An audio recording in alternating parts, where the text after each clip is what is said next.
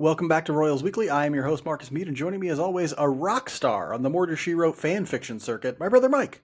Yeah, I write a mean Angela Lansbury inspired script. Can you Okay. remember the character's main name? Jessica Fletcher, of Jessica course. Fletcher. Yes, Jessica Mike writes some pretty dark Jessica Fletcher. Who was the sheriff guy? It's real erotic. It's I pretty. can't It's remember. tasteful. It's I tasteful can't remember. mostly, But but I it's did go back and watch at least a season of Murder She Wrote during COVID. Still holds up. still holds Up. up. How It still the holds up. town of 150 people or whatever has a murder every week is just that sheriff must suck because his crime rate is through the roof. And he's some friggin' random septuagenarian solves all their crimes. So what are we talking about? Anyway, on this week's episode, we're going to take a look back at a fairly exciting week for the Royals. Exciting because a couple of players did pretty well who were interesting. And then we're going to discuss 2025 breakout players and how that sort of came about, and look at maybe some potential 2026 breakout players during our spotlight segment. And of course, we'll preview what is the final week of games for the Royals in the 2025 season. Mike, are you sad to see it all end? Are you sad to see it wind down? Oh yeah, of course. Always sad to see the end of baseball because it means the end of warm weather. It means, the end of the romance that is baseball and the saying the same cliche things all the time and the tight games. I wish we'd have gotten, a playoff run, but yeah, I'll be sad to see the boys go, but I'm already looking towards next season anyway. So am I. And if you're looking towards next season as well, you should go ahead and subscribe to the Royals Weekly Substack, royalsweekly.substack.com, because we're going to be putting out a tons of content over the winter, right, over the off season. We only do once a month episodes of our normal episodes for everybody, but our Substack subscribers still get weekly episodes during the off season. And so make sure you're subscribed to that. I'm going to put out a huge off season preview. I've already started writing it. I think it's probably already over 1,500 words, and I'm not even like a third of the way through it. And so it's going to be a real big off-season preview with my plan for what I want the Royals to do and all the options they have and all that sort of stuff. So subscribe to that, royalsweekly.substack.com. You get extra episodes every week. You get extra writing. It's really great. And we have great conversations over there. Make sure you're also rating and reviewing us everywhere you can. Apple Podcasts, leave us a review there. Leave us a comment on YouTube. We love those. We interact with those a bunch. 5-star ratings and reviews really help us a bunch. So if you want to support the show, do those ratings and reviews. Subscribe to that Royals Weekly Substack. $5 a month, tons of extra content. It's a great way to help us out.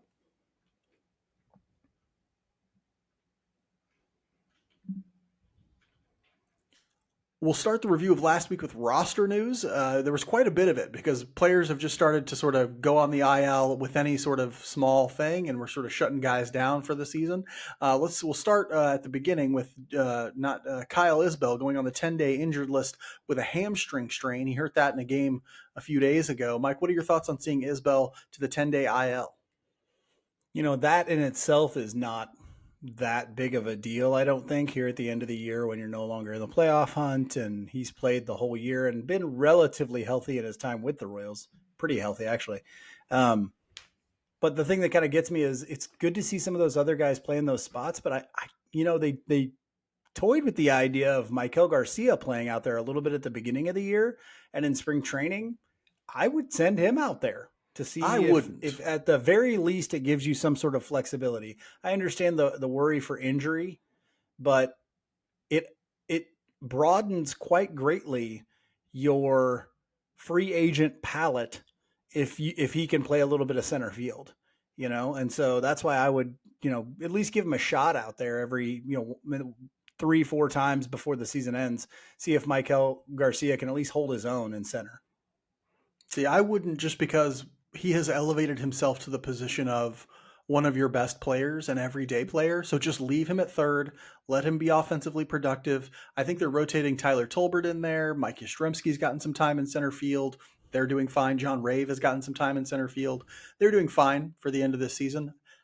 We know that Michael Garcia is probably not going to be in the rotation in center field at all come next year, right? They're probably going to try to address center field in some way. I hope they do anyway. And at the very least, Carson Rockefort is also coming along in the minor league system and maybe end up in mid-season be able to take over. You don't know. Like, imagine this: he's left-handed. Michael Garcia is right-handed. Maybe there's I ain't trying to do that with Michael Garcia. It's like you have a probably Gold Glove caliber third baseman who is also hugely productive offensively. Why would you mess with that? Like, just leave it, let it be, and find somebody to actually solve your center field problem. Like, that's the solution. It's not, let's play shell games with Michael Garcia. I'm sure he hates that. And and so why would you want to make him less happy in that regard? I think that's a bad idea. It is good to see some others. I think people don't realize that Tyler Tolbert is interestingly has. Do you know Tyler Tolbert has a 100 weighted runs created plus this year? Yeah, I did not, but It's true. no. It's true. He does. Yeah. Yeah, give Now, him more than 3 at bats a week, and he will not. yeah, So yeah. It's in very few at bats. I think it's only like 50 some. But interestingly, it is interesting to see some other guys out there. Hopefully, Isbell can recover that hamstring and be ready to go for the off season and the start of next year. Speaking of guys who gave me a little fright this week, Mike, Ryan Bergert was sent to the 15-day IL with a right elbow strain, they're calling it. At first, it was reported as just forearm tightness, which is like my least favorite phrase to ever hear about a pitcher because forearm tightness often leads to forearm surgery, or really elbow surgery, Tommy John surgery. That's like a precursor to a lot of those. Mike, what are your thoughts on Bergert going to the 15-day IL? rest it. I was happy to hear that there wasn't any major issue. Start getting him working once he's rested and that's fully healed up. You're going to get him working on his plan for the offseason. If he's not the guy I'm most excited about for the offseason plan to see what he comes back with next year, he's one of the top 2 or 3 because the stuff is real. The slider is good. There's some ability here to, if he takes a step forward, have just a steal, just stole the guy. And so the value for a Ryan Bergert is very high for me. And that's good clay for this pitching development system to work with. Yeah, Bergert, I was really relieved to hear that the MRI came back clean for him, and this is just mostly a precautionary thing. He has had Tommy John in the past already, and you don't want to be a 2-time Tommy John guy. And so good to see that it's more minor, that they're being precautionary, that they're being safe about it, that they're just trying to say like, hey, we don't need him to pitch anymore. Plus, he's already maxed. He's already way past his innings totals, his highs for his career. So it's great to see that it came back clean. It's great to see that he should be good to go for the offseason plan and for his start of the 2026. We'll see what sort of adjustments he makes this offseason. He was doing quite well for the Royals and for the Padres throughout the year, but there are some things that they could probably tweak in his arsenal to maybe maximize what he's doing. And I'm interested to see what those things will be. Another reliever headed to the IL, Lucas Ursig, went to the 15-day IL with right shoulder impingement. He hadn't looked right basically since the first time he got hurt earlier this season. Mike, what are your thoughts on seeing Ursig basically shut down for the year? I was actually pretty happy to see it because he struggled in the 1 inning I think he pitched this week, and he hasn't looked right. You're right. He definitely hasn't looked like the Lucas Ursig that we saw last year. And so I want him shut down. I want them working on his health first, and then I don't know that he really needs much of a plan or any changes to make. He just has to be healthy to effectively use everything he's got in his arsenal. And that's what I want to see him come back with next year. Right. A guy who really relies on his fastball velocity to keep everything else in his arsenal effective. Keep the changeup very effective. Keep other things effective. I mean, yeah, everything, to keep but the changeup his whole for me is game the one that gets effective. crushed if he doesn't have the fastball. So it's good to see that the shoulder impingement. This is precautionary. They came out and said that if they were like in the playoff hunt, if it were down to it, he might still be just pitching through it, which I don't know that they should ever do that. But right shoulder impingement has sort of gradations to it. It can be a sort of minor thing. It can also be a very major thing that requires surgery at times. But it looks like his is relatively minor. They're just going to let him rest, get back to it in the off season, and then hopefully show up healthy, 100% ready to go in 2026. One reliever did make it back from the IL. Steven Cruz just came off the injured list and pitched in the game today. The Royals also recalled Luinder Avila to sort of fill some of this pitching needs that they have. Mike, what are your thoughts on seeing Steven Cruz back in the Major League team and Luinder Avila back in the Major League team? Really happy to see Cruz back because I want to see what he looks like a time or two before the offseason starts. Looked okay today in his 1 inning, had a strikeout, didn't give up any hits, didn't give up any runs. But I want to see mostly the command. What's the command look like for Steven Cruz? How confident is he in throwing the slider in any count, those types of things. And I just want to see what Avila can do at the major league level. I want to continue to see him get time, and then I want to see the team get creative with using him, because he's not just your everyday reliever, middle reliever guy. He can go extra innings, and so I want to see how they think they can effectively use him here in these last 6 games before the season ends. Yeah, I thought Cruz looked really good out there today. I thought, when you think about sort of Hunter Harvey's was never really on the team this year. I mean, he was on the team for like what, 5 innings or something like that. But they're going to need somebody to step into the Lucas Ursig, Carlos Estevez, that group, that back end of that bullpen. And Cruz looks like the most viable candidate for that. A guy with big time stuff. Yeah, had a lot he's of the one that success has in the Major League pitch Baseball. arsenal to do it. The ability, Yeah.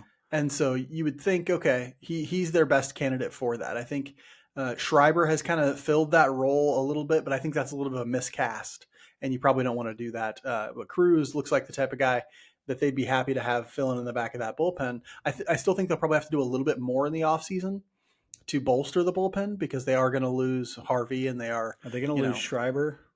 They may not lose Schreiber. I think he's in his last year of arbitration next year, though, and so he'll be a little bit more expensive. And so we'll see. Either way, more bullpen options is not a bad thing for this team, and so hopefully they can do something with that. Avila, he's one of those bullpen options, one of those more bullpen options. I don't think, given how well he's pitched at the major league level, I don't think there's any way they can send him back to minor league baseball, even if they view him as a starter. I think they still have to keep him up in Major League Baseball, because he's easily one of their 13 best pitchers. And so give your major league team the best chance you have to win by, you're right, getting creative with him. Let him be a 2 to 3 inning reliever. Let him be something that can be really valuable for you. If you look at his baseball sum up page, it is insane how well he is doing in terms of secondary metrics as well. And so great to see him up here. Great to see him have success. Let's hope it keeps going. I will also note that we won't talk about it, that Nick Lofton was optioned to AAA to sort of make room for various guys coming back and being shuffled around. Jonathan Ray was also brought up to Major League Baseball to help cover that Kyle Isbell injury. So he's in Major League Baseball with the Royals right now. We saw him today. On the field, the Royals went 3-2, which brings their overall record to 78 and 77. That's pending the outcome of today's game. They are currently in the bottom of the 8th, I believe. And they were losing bottom of the 9th now. And they are losing 8-5. 8-5. So holding them there. We'll see if they end up pulling out a miracle. Likely to go 3-3 this week, which would bring them record to 78 and 78, exactly 500. They lost a series to the Mariners pretty brutally early in the week, and then went ahead and won the Blue Jays series. Had a chance to sweep today. Mike, what are your thoughts on how the Royals performed this week? It was kind of fun, at least. The Seattle series. I didn't think they played all that well, but it was really fun to watch that Friday night game against Toronto, where they just went off. Everybody hit. It's been really fun to see just some of those guys, and that's really what we were talking about. What matters here at the end of the season when you're not going to the playoffs is, what does Carter Jensen look like? What does Jack Caglione look like? It was good to see Salvi, this was last week, but hit some milestones and things like that. It was good to see Noah Cameron come out and just absolutely kill it in this Toronto series, and with what will be one of his final starts of the season. Michael Lorenzen also looked good. So you're just looking for individuals. Bobby Witt Jr.'s had some big moments this week. You're looking for individuals who kind of are doing something special late in the year that to keep you excited for next year. And I think we saw some of that this week.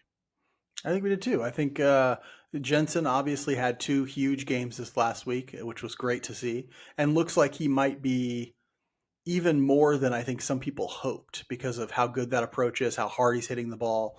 It's really looking really good from Carter Jensen right now. Jack Caglione, I think, had a pretty good game today. He had a walk and a triple that he hit. So we've seen some good things from him too, and hopefully it's building some confidence in him. We've also seen some pretty poor plate appearances from him as well this week. Sort of he also got hit on the hand. Oh no, that's bad. That was yesterday. Yeah.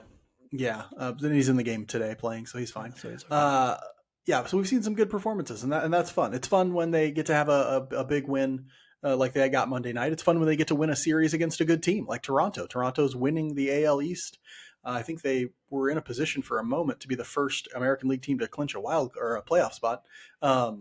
they're a good team. But the Royals managed to take a series from them, and so uh, that's always fun. Hopefully, they can grab a couple more series wins heading out to the West Coast this week. There were plenty of strong performers. When you have an offensive outbreak where you score 20 runs in a game, you're going to have some decent numbers from guys. Mike, who was your strong performer for last week? I had to go with one Kansas City's own Carter Jensen. Had to do it. Had to talk about him. 8 for 16 with 6 runs, 4 doubles, 2 home runs, and 6 RBI from a guy that, and I'm surprised I didn't look up the walks and stuff like that for him. Let me do that real quick and we got to see a prediction, Mark, didn't we? Didn't somebody predict? He also had 2 walks this week. Didn't somebody predict that next year? Now I was early on it. I said next year, look out. Here's my hot take. Carter Jensen will be leading off for this team, and they let him lead off, and he had success in that leadoff spot, which was great to see. I'm just getting excited about what we're going to see with the full season. My one question, though, are they going to let him catch? They better. I don't know if they're going to let him catch all that much. They should. I've seen, what I've seen from him catching, which hasn't been very much. It's not, I don't think he's as good a catcher as Salvador Perez is right now. And Salvador Perez isn't as good as a catcher as he was. But I think Carter Jensen would catch on a lot of other teams and they'd be fine with it. I just don't know if the Royals are going to be fine with it. And so I think you might see them try to find another place for him, maybe in left or something. And I don't know. It just seems weird that they're not letting him catch. Now would be the time to let him, and they're not. Here's my take on it. He is a below average. He is a below average blocker of the ball, right? And the defensive metrics bear this out. He is a below average blocker of the ball. He is an above average framer. That means he is a better framer than Salvador Perez, right? Like he is probably not as good blocking the ball as Salvador Perez, but he's got a great arm down to second. We saw him pick a ball and nail Vlad Guerrero at second in today's game. He is a major, in my mind, defensively, he's probably a major league average catcher, right now. Now, give him an offseason. Maybe he gets a little bit better. He is the type of guy who improves all the time. And that's one of the things you love about him. So give him an offseason to continue to improve at catching, and we'll see for next year. But it just makes no sense to me to sort of have him DHing for you all the time. I mean, you could do it, but you're getting diminishing returns from Salvador Perez. All the data is there that the more Salvador Perez catches, the worse he is offensively. It's also there to say that he's not that great defensively anymore. And so you're essentially saying we can have Carter Jensen catch and get average catching. We can have Salvador Perez catch and get average catching. If we catch Salvador Perez, his offense will be bad. Why don't we just DH Salvador Perez more? Catch Jensen. It's going to be average catching either way. So what do we care? Like, and he's 22 and not 36, right? Like he can handle the rigors of catching. He's a young man, right? Like, it doesn't make any sense to me, but it's great to see him doing great offensively to start his career. I think that's a great boost for his confidence. Hopefully he keeps it up. My strong performer for the week is one Michael Massey. He didn't have a ton of at-bats, but I wanted to get him in here to sort of talk about him. He went 4 for 9 with 1 double, 1 home run, 3 RBIs, 1 walk, and no strikeouts. I think we're seeing a couple better plate appearances. I think Massey knows, he sees the writing on the wall. He sees what's going on here. He's like, okay, if I don't improve my approach, they're just not going to play me, right? Like they'll exercise my options. They'll send me to AAA. Like my time is running short with this team if I want to be any sort of an impact player. And so if that can be real motivating to, hey, I better sort out this whole swing decisions thing. He has an off season to do it. They don't have a second baseman right now lined up who they're like, hey, you're going to be our everyday second baseman in 2026. I think they're going to non-tender Jonathan India. And if he can do that, great. Obviously, you can still really never count on Massey to be healthy, like long-term, consistently all the time. But if he can figure out his swing decisions, he can be a contributor to this team. If he can't, they also can't like count on him to figure that out. They're going to have to think about alternatives to him at second base. But he had a good week this last week. Hopefully he continues that and can carry over some momentum into 2026. Mike, not everybody dominated this week, mostly because, how could they? Who was your week performer for this last week? I had to go with Michael Wacha for 2 reasons. Now, when I filled this out, he had just pitched. He hadn't finished with his outing today. So before today's outing, it was 2 and 2/3 innings pitched, 9 hits, 7 earned runs. He gave up 2 home runs, no walks, and no strikeouts in that Seattle series. And then he went out today and didn't do so great in this one either. Gave up in 5 innings pitched, he gave up 8 hits and 6 earned runs with 1 walk and 4 strikeouts. In that Seattle series, it just felt like every time he missed with his changeup, it was right over the heart of the plate, and they were crushing that thing. I mean, it was double, double, double, double. They were just pounding the ball and getting some good fortune and things like that too. But it was rough, and it was kind of a standout because we hadn't seen a start like that from Walker yet this year. He had been at least solid in just about every single game he had pitched until this week. And so, he's been out there. He's been going through every single start. I'm sure he's going to be up close to that 180 innings pitched mark this year. And so it's probably time for some rest for Michael Wacha. If they want to go ahead and skip that next start, I'm completely okay with that. Yeah, I tweeted out today, maybe it's time to shut him down too. Yep. Let's who's Give down? Golick another run. Well, you can't he's already in the rotation. He's already going to pitch. Yeah, I know. But, I'd say throw him out there again. They got somebody down there in AAA who can come up and be a sacrificial lamb, I'm sure. Wacha, I think he'll be fine for next year. I think this is just, him trying to struggle through the end of the season when he had a concussion not that long ago and probably doesn't feel great. And so we'll see how that ends up going, but I have no long-term concerns. My week performer for last week is Mike Yastrzemski. He went 1 for 15 with 0 extra base hits, 1 RBI, 0 walks, and 2 strikeouts. That was coming into today. That probably doesn't include his whatever he got did. 2 hits today. He's got 2 hits today, so he's doing all right today. I think there's a question about whether or not they might want to bring Yastrzemski back next year. I think a lot of people are advocating. I've heard fans advocate for signing Yastrzemski to some sort of short-term deal. Mike, would you want Yastrzemski back on like a 1-2 year deal? I'd be okay with that, especially if it was more in the role that I think they imagined for him when he first got here, which is more of a fourth outfielder kind of a thing. Mm-hmm. Then they've discovered this leadoff deal, and I think that's really what gives him the value is that you can throw him in there as a platoon guy in that leadoff spot and feel okay about the outfield defense that you're going to get. And so, yeah, I'd be okay with maybe a 2-year deal for pretty cheap, maybe somewhere around 5 to 6 million a year, maybe. Yeah. Would you be willing to go as high as 8? I don't know. That's tough. It kind of depends on also what we see, what other options we have as that fourth outfielder, what we see as options there. If he's like head and shoulders above all the other options, then yeah, maybe you look at that. If he's not, if it's like, hey, we've got guys that we feel comfortable with being consistent in that fourth outfielder spot, not, John Rave or some guy who's never played Major League Baseball. We feel like we've got an option, then I'm okay with that. But if not, Yastrzemski, maybe you give him $8 million if you don't feel comfortable there.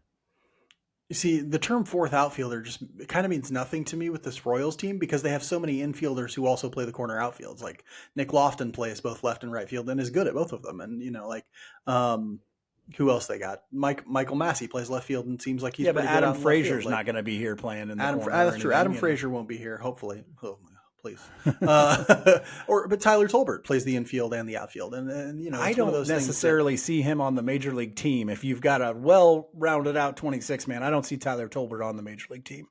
All right. That's just my question. Yastrzemski makes sense to me. He has some value, I think. I wouldn't overpay for Yastrzemski, but he has a good play. He gives a good plate appearance, and that's something that this team can always use. Mike, given all the givens, Royals went 3-3 that they have now lost officially. The Royals, so they lose that last game of the series, and now have gone 3-3 or back to 500 exactly. Given where we're at, Mike, 3-3, 500. What's your theme for last week?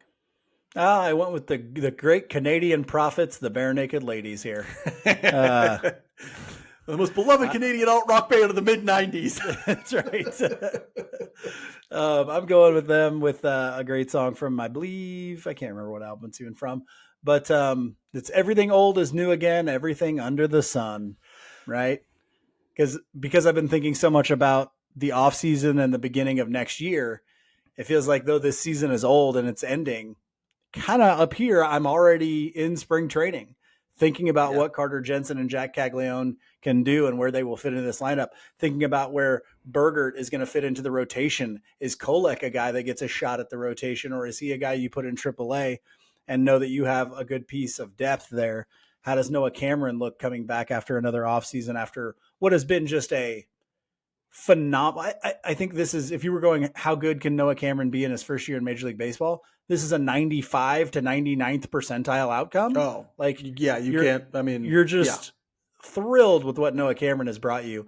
What will Cole Reagans look like to start the year off healthy? Hopefully, assuming he doesn't get hurt in the last start or two that he gets. That's, this season feels old, but I feel excited about the beginning of next season, maybe like I haven't in a while at the end of a year. Yeah, it's great. And it's parts of my mind are in there too. I mean, it's wild, but I'm excited for the offseason in some ways. Like, I'm excited to see what the Royals try and do to improve the roster. I'm excited to see what changes players make to try and improve. Like, this season, while disappointing in the sense that they didn't go back to the playoffs, offered so much in the way of hope. And we're going to talk about this a little bit in the spotlight segment, that you can't really feel that bad about next year. Like, you have to feel pretty hopeful about next year, given all the things that actually happened this year that went well for them. Like, yeah, the pitching injuries hurt.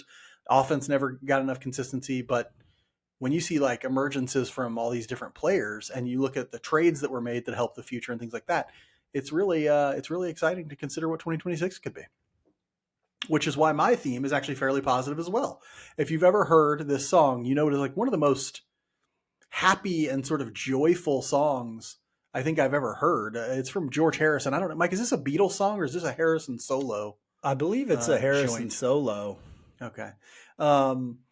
It's the classic "Here Comes the Sun," and this is just the chorus. Here comes the sun, doo doo doo doo.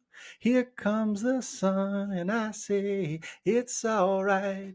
And this actually has a double meaning here. We saw Carter Jensen have his breakout, and what is Carter Jensen? He is Kansas City's favorite son. He is the prodigal son. Here comes the sun, doo doo doo doo. Oh, I see. Because sun means two different things. Yeah, it's a You're getting homophone. I don't know. You're getting it.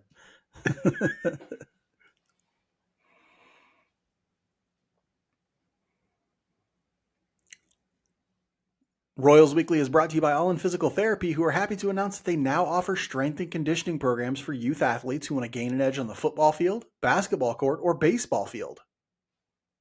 I'm trying to imagine what it would look like if I got on a football field right now. It would be just not good.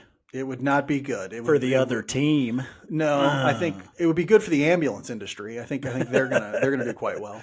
And of course, All in Physical Therapy still offers the best in recovery from total joint surgeries and sports injuries with offices in Blue Springs, Lee Summit, and Belton. They'll help you take care of your recently replaced hips, knees, shoulders, elbows, you name it. Now, maybe I get me some new elbows, shoulders, and hips, and I'm basically Saquon Barkley at that point. Yeah, I mean, we do weigh the same.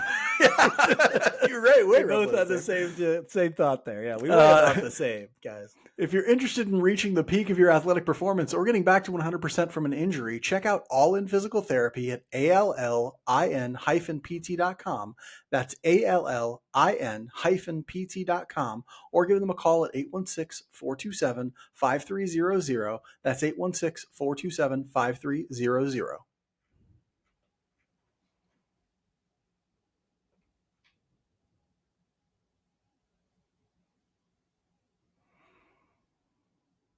Maybe 2025 wasn't exactly what the Royals wanted it to be. They didn't return to the playoffs. Their offense never reached the level of consistency necessary to get over the hump. Their pitching staff suffered so many injuries. But plenty of things have gone well for the boys in blue this year. While they didn't reach the promised land this season, a number of players emerged who look like they'll give the Royals a chance to compete in 2026 and beyond. For today's Spotlight segment, we're talking about breakout players from 2025 and potential breakout players for 2026. And we'll start with the obvious breakout player, Maikel Garcia. Mike, what's your take on the breakout of Maikel Garcia? I think it's just been phenomenal, and it's cemented himself as a contributor moving forward because, I mean, if you cast your mind back before this year, it was all Maikel Garcia. If he doesn't produce more offensively, is a utility guy with a good glove. Like that's it, because he doesn't have a spot to play shortstop here. And so there, and we were all, hey, he might be the rare guy who's more valuable for a different team than he is for the Royals, because 85 weighted runs created plus wasn't going to cut it for Michael Garcia. You saw the hard hit rate that was going to work. You saw all these things. He just had to get the ball in the air. He had to pull the ball more. And once he started doing that, I also think the approach got better this year, and which of course then leads to more advantageous hitting but also more walks. It was fantastic to see in that he is now a piece for this team that is not only cement you at third base, but if you go out and get somebody at third base, he's your best second baseman, right? He's a Gold Glove second baseman, and he's going to produce for you offensively. That's a guy in the leadoff spot if you need to for a platoon, or that can hit maybe 6 or 7 for you. That is going to really spark the middle to back of your lineup if you need him to. Yeah, and there's a ton of versatility there. He could hit. I think there's a little more in there too, by the way.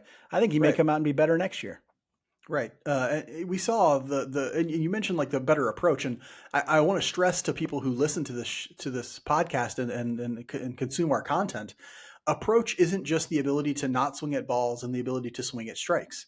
It's the ability to control the strike zone so that the pitcher has to come to where you can pull and lift the ball, right? So for Michael Garcia, he can swing at strikes on the outer third and get some hits from that, but that's not his best outcome. His best outcome is waiting until he gets a pitch in the middle or on the inner third that he can pull to left field in the air.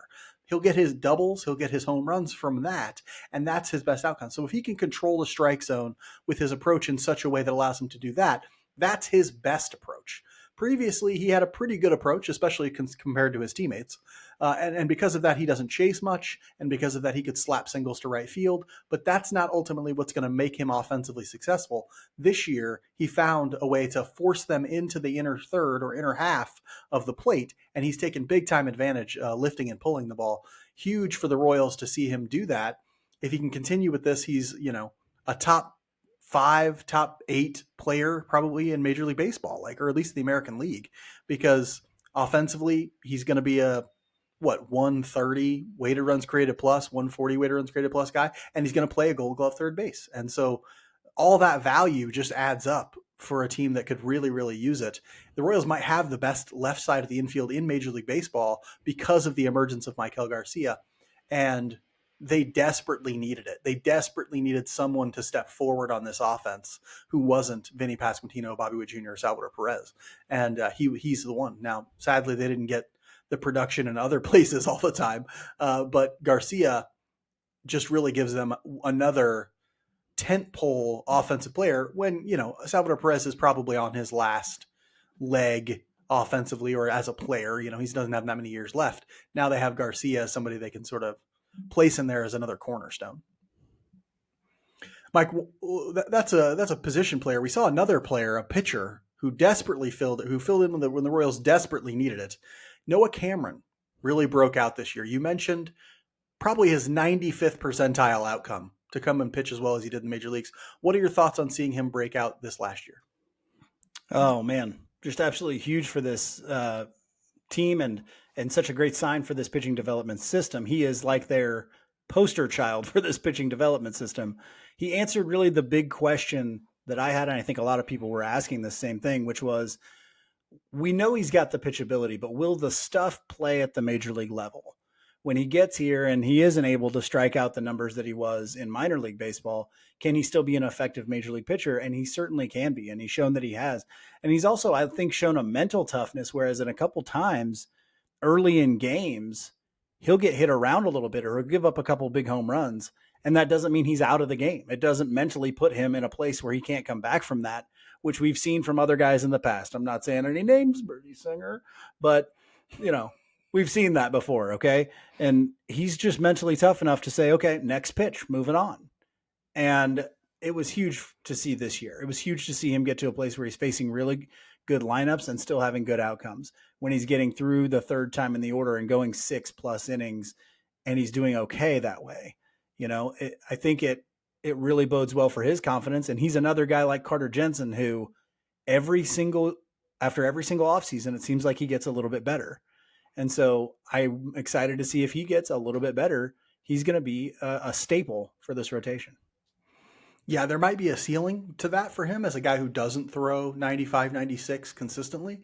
But in terms of what the Royals want to be doing, producing him as an inexpensive rotation piece or an inexpensive rotation depth, that's the model that they want as an organization. They want to produce Noah Camerons over and over and over again because they want to fill their rotation, at least 2 through 5, with guys like him, guys who are pitch efficient, guys who have command, guys who are going to limit damage, guys who are going to throw you low 3 ERA baseball and only make $750,000 a year. Like, if they can just produce those constantly, then they save so much money on the least efficient thing to spend money on, starting pitching, and they keep themselves competitive all the time. Like we've seen this year, if you have a good pitching staff, you can go 500. Like you can have one of the worst offenses in baseball and you can still go 500, right?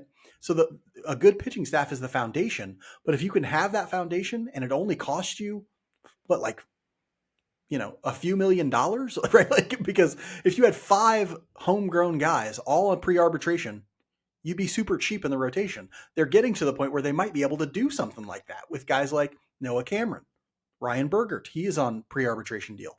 Stephen Kolek, I believe, is pre-arbitration. Yep. Obviously, Ben Cadurna will be pre-arbitration. Luinder Reveal will be pre-arbitration. Like theoretically, they won't do it because they have Lugo and they have Waka and Reagans is still pre-arbitration as well. But they could, in theory, roll out a rotation that only costs about what? I'm not good at math. $3 million, about $4.5 million. If they wanted to, they could roll out an entire rotation that costs $4.5 million. That's crazy, right? Like, and that's the model that they really want because you save your money on that stuff and you spend it on lineup things that you need, right? And so we'll see how that ends up planning out. But Noah Cameron emerging is sort of showing you exactly what the Royals want this team to be. Mike, is it too early to count Carter Jensen as a breakout? I wanted to sort of get his name in here. People are really excited. Is it too early for that? Yes, it is too early for that. He's the first one I'm targeting for next year. So I'm going to throw in a guy here that, for me, this was his breakout year, and that's Vinny Pasquantino. Because we got pretty much a full season healthy for the first time. We got increased power production. We got great RBI production. 119 weighted runs created plus for Vinny Pasquantino. That's kind of where he needs to be an everyday first baseman who will give you very little to no value defensively. And I mean, not that he's not a solid first baseman. He plays an average first base. He's not bad, but he's not going to give you anything on the base path. And so to see watch in real time the bat speed experiment, watch it start to work out for him, watch him start to pull and lift the ball consistently and get into just runs where he was really hitting the ball out and being a force in the middle of the lineup was good to see. And I'm excited to see that again. I feel like where he is now is kind of the ceiling for Vinny Pasquantino, but if he can stay there for any sort of length of time, you've got yourself something really valuable here. And again, another really cheap guy right now.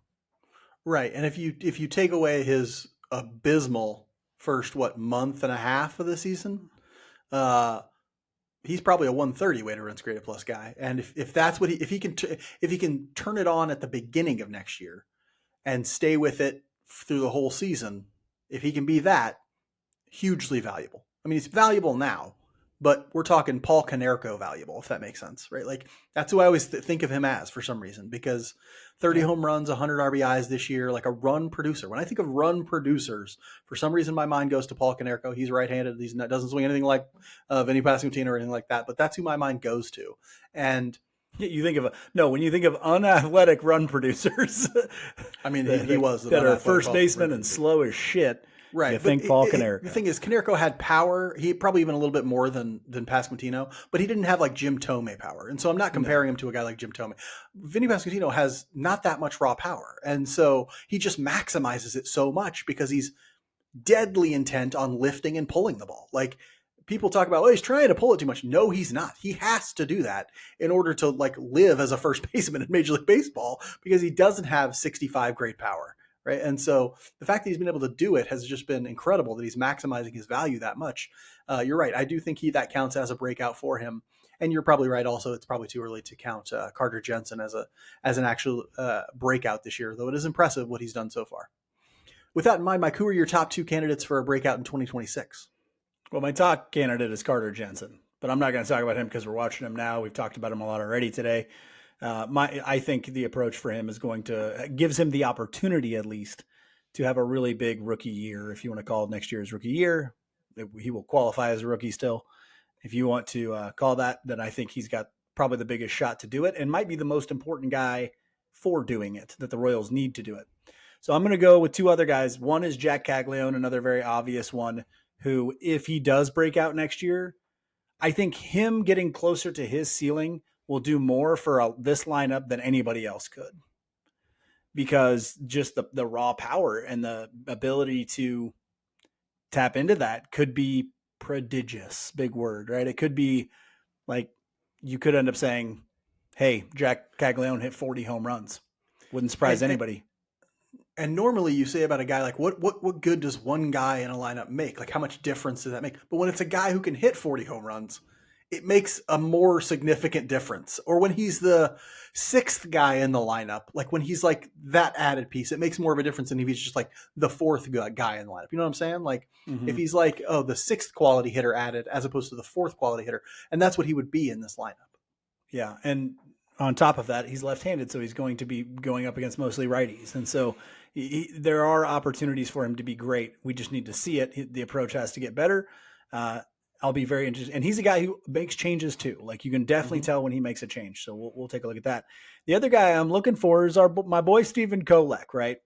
And here's why. Mike is built and driving the Kolek bandwagon. Hey, I said it when we made the trade. I said everybody's excited about Ryan Bergert, but I really like Stephen Kolek. I like him. I don't know if I liked him better necessarily, but I thought the floor was pretty good for Stephen Kolek because of his arsenal, because of the pitches that he uses. No, he doesn't strike out a ton of guys, but since he's been with the Royals this year, a .67 whip.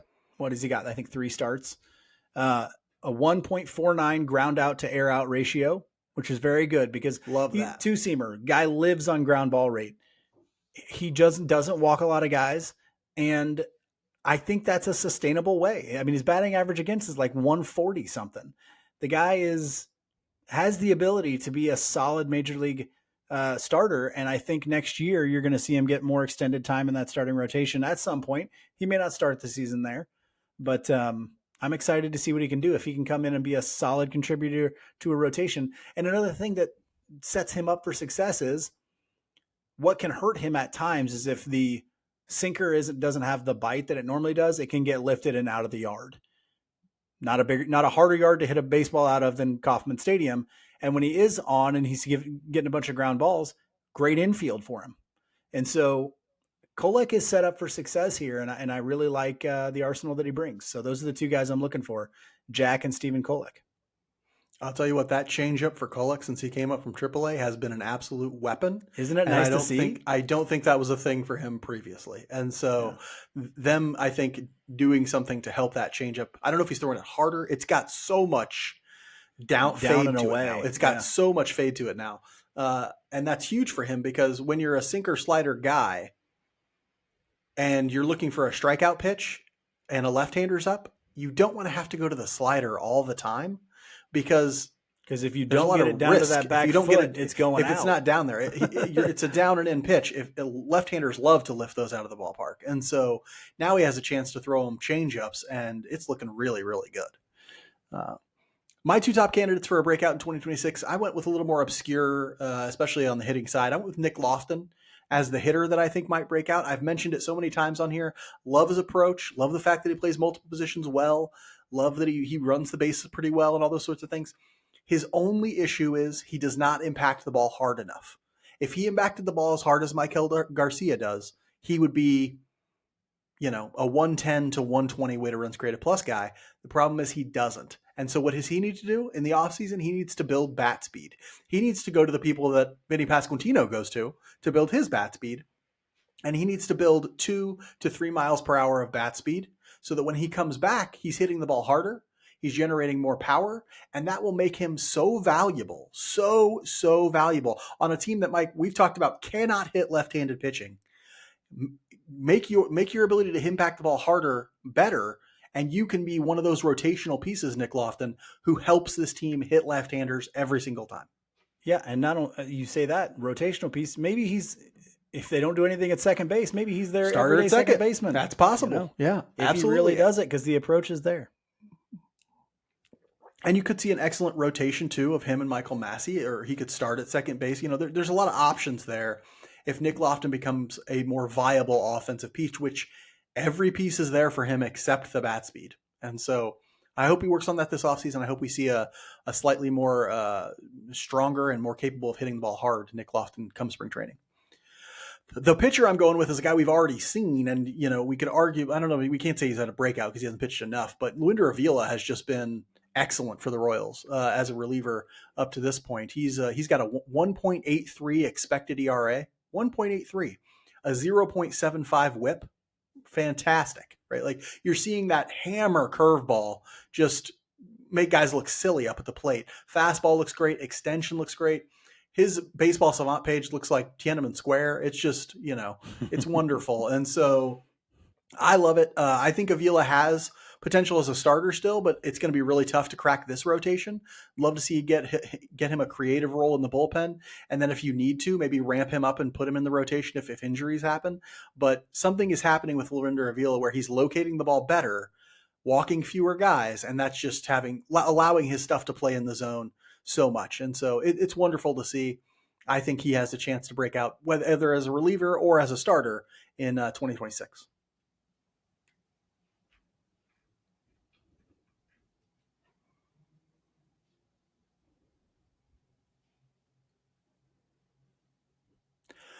Royals Weekly is brought to you by Eric Oxer of West USA Realty. Do you have the same fantasy we do, retiring to a land of eternal summer?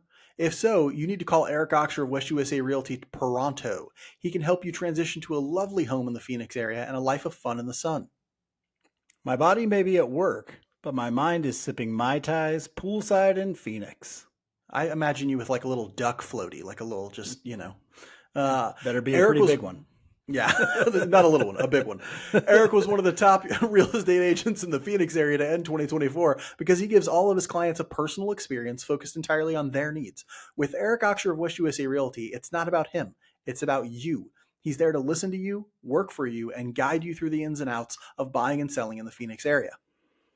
You don't want to get stuck in a house that used to be a meth lab. We've all seen Breaking Bad. That works out poorly. You're not going to want the people who are going to be knocking on your door randomly. If you find Eric Oxer of West USA Realty online at ericoxer.com. That's ERICKAUXIER.com. Or just give him a call or shoot him a text at 480-383-9745. That's 480-383-9745. If you're at all interested in what a life in the Phoenix area might hold, let him make the experience all about you.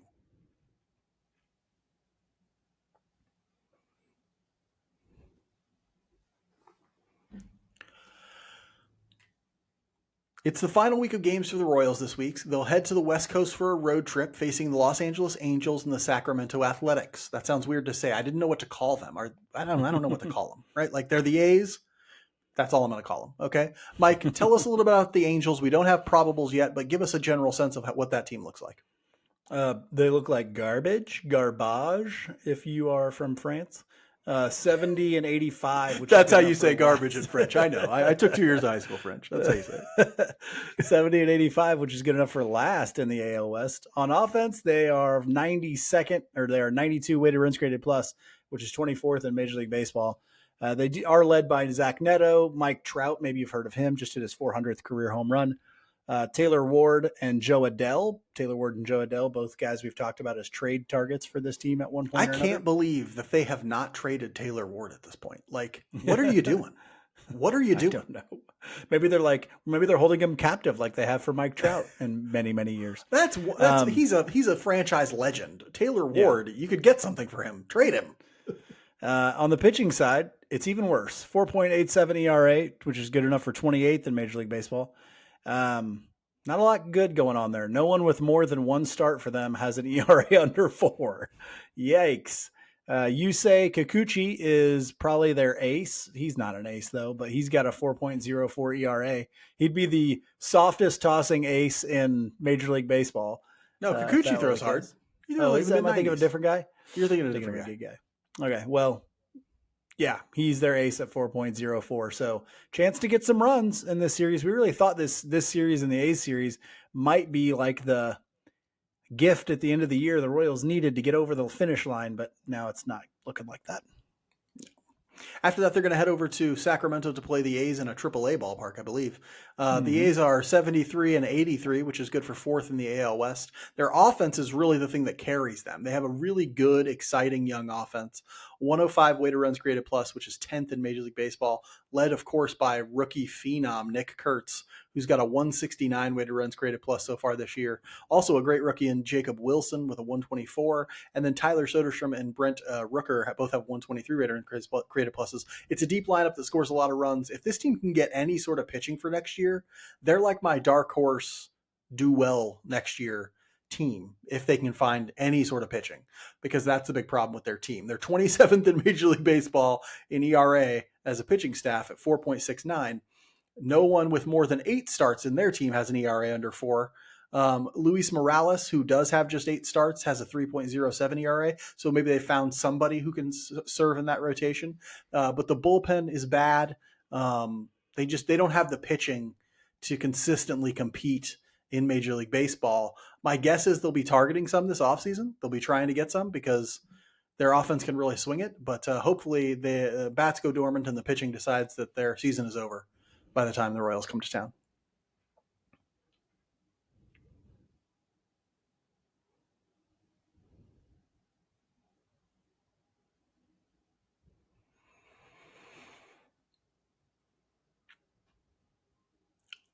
We'll end this week's episode like we end every episode with the Just a Bit Outside segment, where we talk about something that's interesting to us outside the world of baseball. Mike, lots of stuff going on in the world, lots of stuff going on in Lee Summit. Tell us all about it.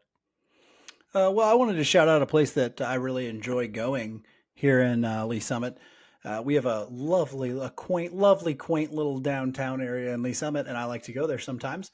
And my wife and I have been getting into kind of like a ritual of going to happy hour on Fridays because she gets off work on early on Fridays, and I'm a teacher, so I get out when school gets out. And so we've been going to a place called Conrad's in Lee Summit, Missouri, and it's such a great place because it's very laid back, it's very chill. They have great happy hour menu.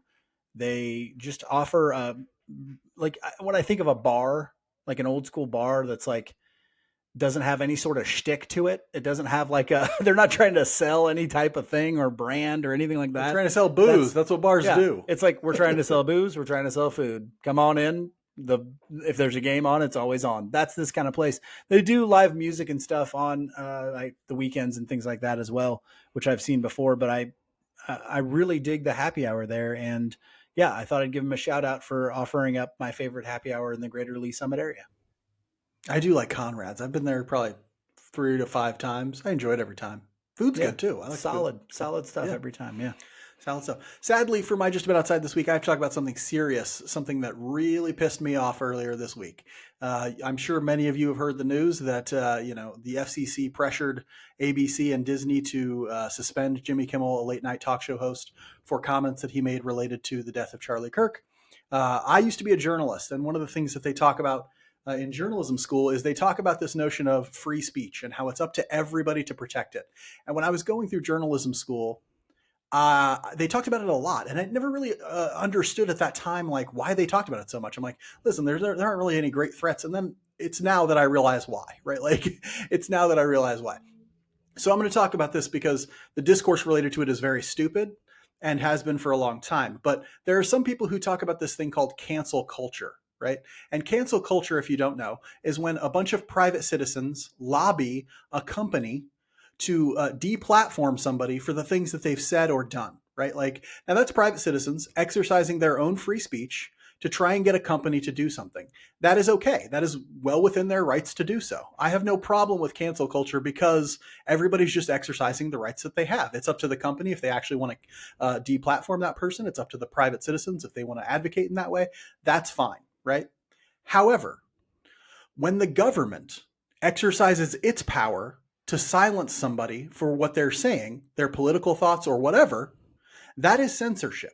That is not cancel culture. It is censorship, and it's a violation of the First Amendment. It is a violation of our freedoms as a people. I don't care necessarily what your political thoughts are on this. To me, this is not a political thing. Not in terms of partisan politics. And that's the thing that people will always say. They will say it's politics. No. This isn't politics. This is governing. There is a massive difference. There's a massive difference. There's a massive difference. It's definitely not like partisan politics, right? This isn't about Republicans and Democrats, right? I mean, it is in the sense that Republicans are the ones trying to do it. But other than that, it doesn't matter who's trying to do it, right? Like if Democrats were in power right now and they were doing this sort of thing, which keep in mind, they have not done when they are in power, right? But if they did, I would be saying the exact same thing. And you should be too, right? Like this isn't about party politics. It's about the fundamental rights we have as people. I am a person who expresses his opinions on various topics all the time.